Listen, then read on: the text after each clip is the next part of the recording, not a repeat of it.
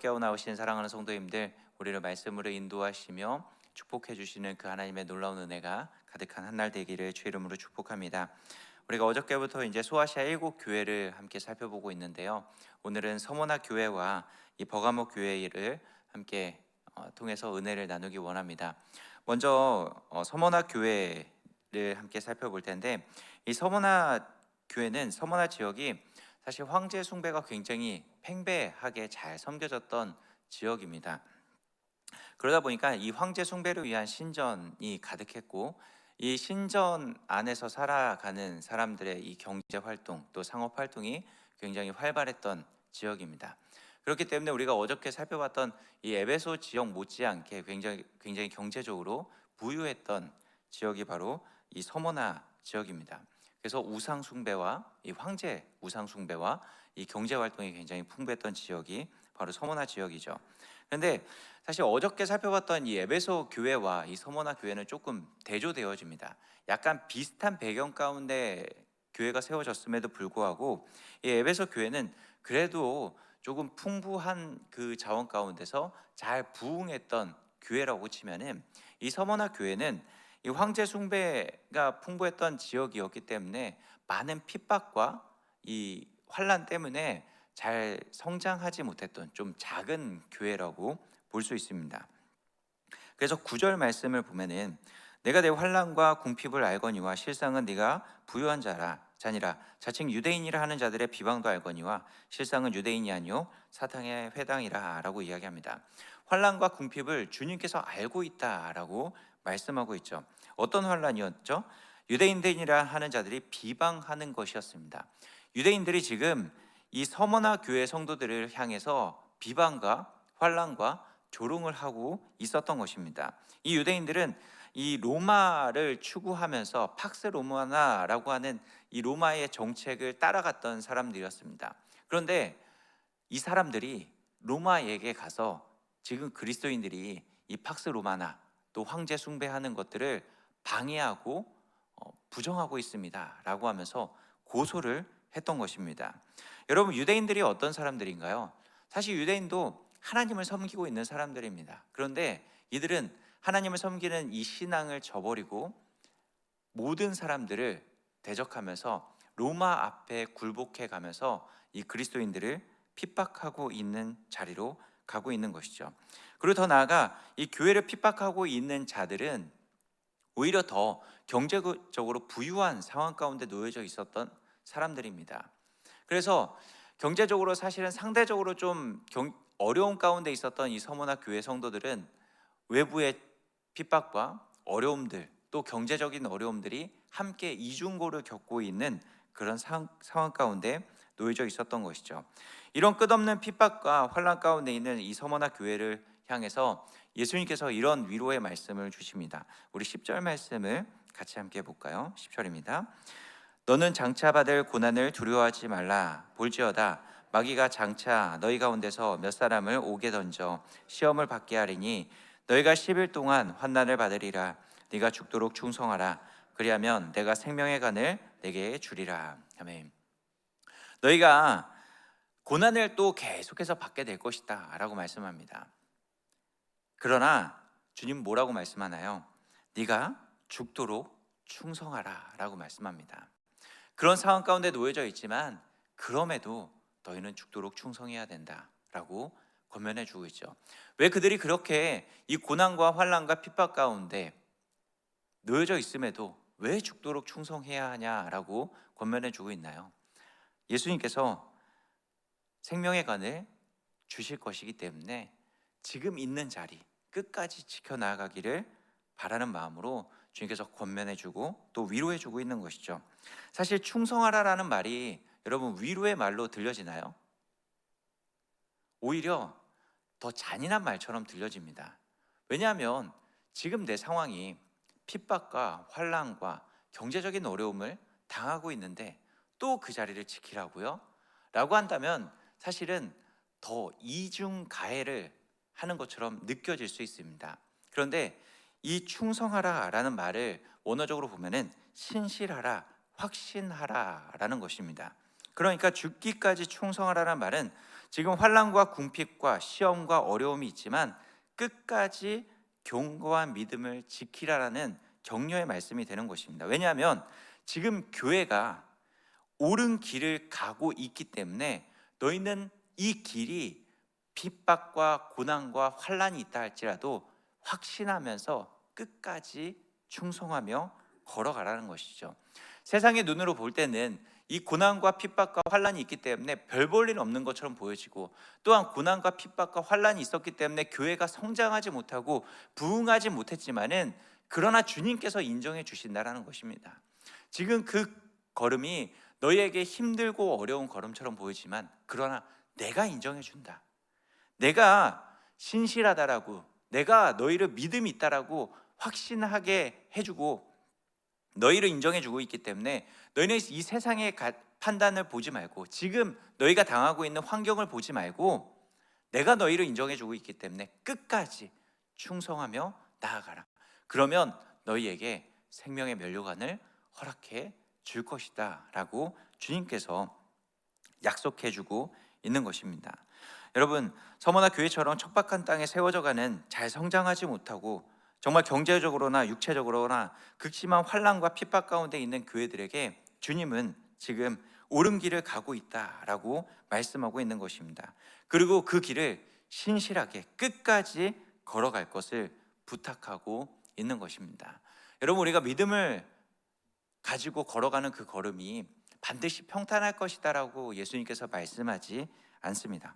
어쩌면 우리가 걸어가는 그 믿음의 걸음 가운데 우리가 늘 만나게 되는 것은 어려움과 고난과 환난과 핍박일 것입니다. 어쩌면 그 걸음은 필연적으로 우리에게 다가오는 숙명일 것입니다. 그런데 주님은 우리에게 어려움을 없애주겠다라고 말씀하지 않습니다. 오히려 그 자리에서 죽도록 충성하라라는 것이죠. 왜냐하면 끝까지 이 신실한 믿음을 지킨 사람들에게 생명의 면류관이 주어질 것이기 때문이죠. 지금은 별 볼 일 없어 보이는 이 믿음 지킴의 자리를 주님께서 주목하고 있다라는 것입니다. 주님의 이름으로 사랑하고 섬기는 그 자리를 주님께서 우리에게, 그 자리가 우리가 부욕해야 되는 자리라고 부르고 계시는 것이죠. 그래서 끝까지 너희에게 주어진 그 자리 충성하며 지켜나가라 라고 말씀하고 있는 것입니다. 여러분, 주님의 나라를 위해서, 주님을 위해서 헌신하고 희생하는 자리는 어쩌면 우리 삶을 피곤하게 하고 오히려 우리를 더 피폐하게 만드는 자리처럼 보일 수 있습니다. 그러나 신실하게 그 사명의 자리를 지켜나갈수록 내가 만나는 상황과 환경은 녹록하지 않을 수 있습니다. 그럼에도 우리 마음속에 기쁨과 평강이 커져갈 것이고 세상에서 누리지 못하는 부유함을 누릴 수 있게 되는 것입니다. 여러분, 이제 상반기를 마무리하고 이제 하반기를 준비하는 지금 이 시기를 보내고 있습니다. 올 한 해 주님께서 주신 우리에게 맡겨진 여러 사명의 자리가 있을 것입니다.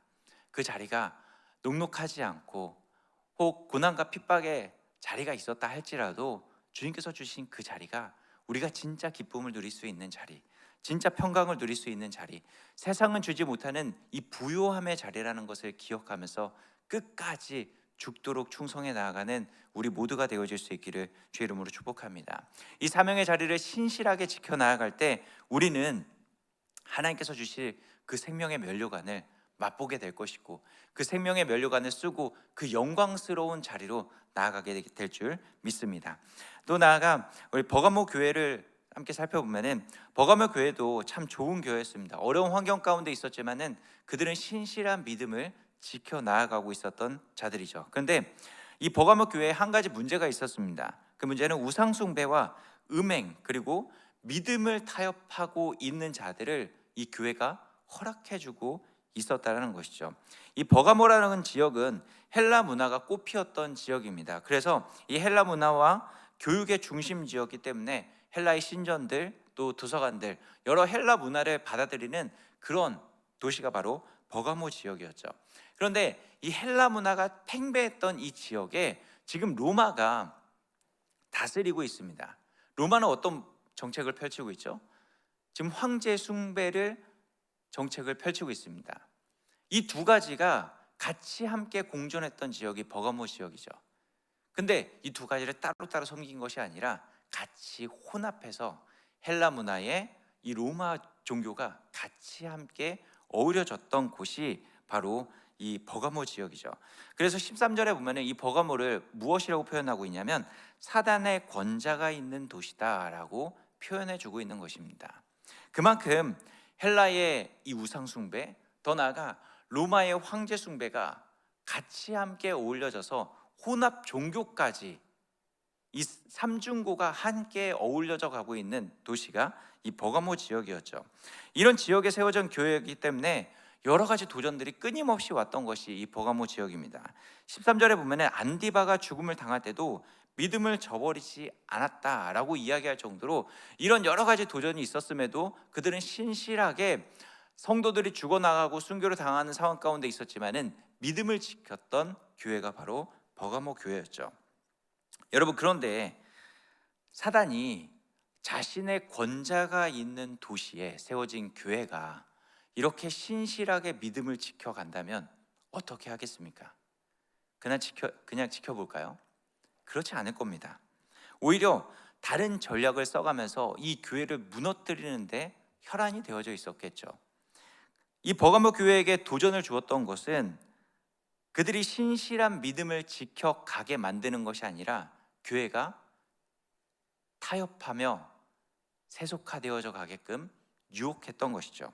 복음과 함께 다른 교훈인 발람의 교훈, 니골라당의 교훈을 섞어서 본질을 따르지 못하게 만들고 교회가 세상과 똑같아져 가게 만드는 그런 전략을 썼던 것입니다.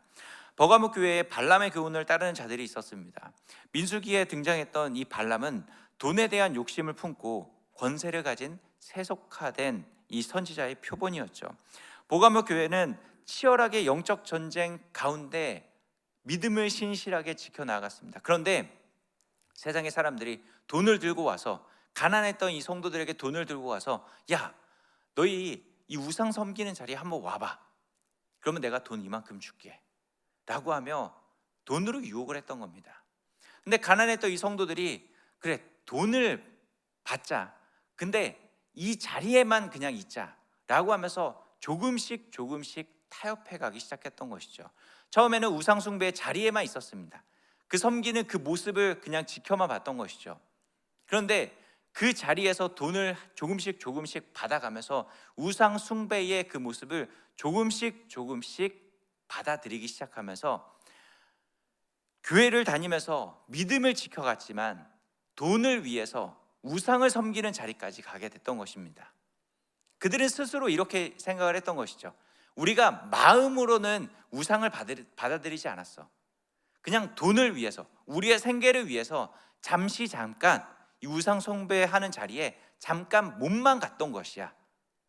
우리는 하나님을 섬기는 사람이야 라고 하면서 타협의 걸음을 걸어갔던 것이 이 버가모 교회 성도들이었습니다. 이런 문제만 있었을까요? 니골라당의 뒤를 쫓아가는 사람들이 있었습니다. 니골라당은 극단적인 자유주의자들이었습니다. 마음대로 우상의 재물을 먹으면서 방종했습니다. 이거는 주님께서 주신 자유이기 때문에 우리가 무슨 일을 하든지 상관없어. 그러니까 그들은 육체적으로 아무렇게나 살아갔던 자들입니다. 성적으로 타락하고 음식을 먹는 일에 있어서도 굉장히 방종하는 일을 쫓아갔던 사람들이었죠.